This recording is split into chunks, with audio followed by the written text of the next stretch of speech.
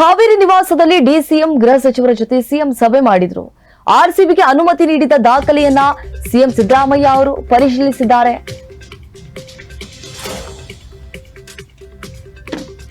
ಕಾವೇರಿ ನಿವಾಸದಲ್ಲಿ ಡಿಸಿಎಂ ಹಾಗೆ ಗೃಹ ಸಚಿವರ ಜೊತೆ ಸಿಎಂ ಸಿದ್ದರಾಮಯ್ಯ ಅವರು ಸಭೆ ಮಾಡಿದ್ರಲ್ವಾ ನಿನ್ನೆ.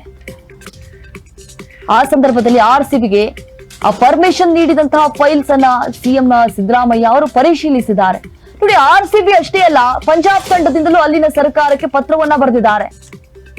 ಪಂದ್ಯ ನಡೆಯುವಾಗಲೇ ಪಂಜಾಬ್ ಸರ್ಕಾರಕ್ಕೆ ಪತ್ರ ಬರೆದಿದ್ದಂತಹ ತಂಡ ಈ ಪತ್ರದ ಬಗ್ಗೆ ಪೊಲೀಸ್ ಇಲಾಖೆಯಿಂದ ಸಿಎಂ ಡಿಸಿಎಂಗೆ ಮಾಹಿತಿಯನ್ನು ಕೂಡ ಕೊಡಲಾಗಿದೆ.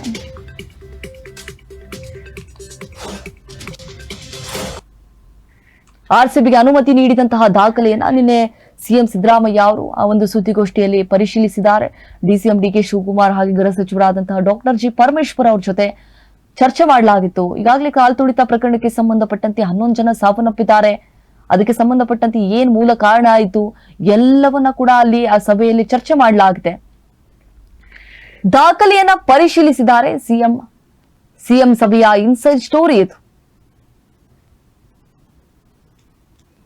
ಪಂದ್ಯದ ವೇಳೆಯ ಅನುಮತಿ ಪತ್ರವನ್ನ ಬರೆದಿರುವ ಬಗ್ಗೆ ಚರ್ಚೆ ಮಾಡಲಾಗಿದೆ. ರಾಜ್ಯಪಾಲರಿಗೆ ಆಹ್ವಾನ ನೀಡಿರುವ ಬಗ್ಗೆ ಕೂಡ ಸಭೆಯಲ್ಲಿ ಚರ್ಚೆ ಮಾಡಲಾಗಿತ್ತು. ಕೆ ಗೋವಿಂದರಾಜು ಕರೆ ಮಾಡಿ ರಾಜ್ಯಪಾಲರಿಗೆ ಆಹ್ವಾನವನ್ನ ಕೊಟ್ಟಿದ್ರು. ಆಹ್ವಾನ ಒಪ್ಪಿ ಕಾರ್ಯಕ್ರಮಕ್ಕೆ ರಾಜ್ಯಪಾಲರು ಆಗಮಿಸಿದ್ರು.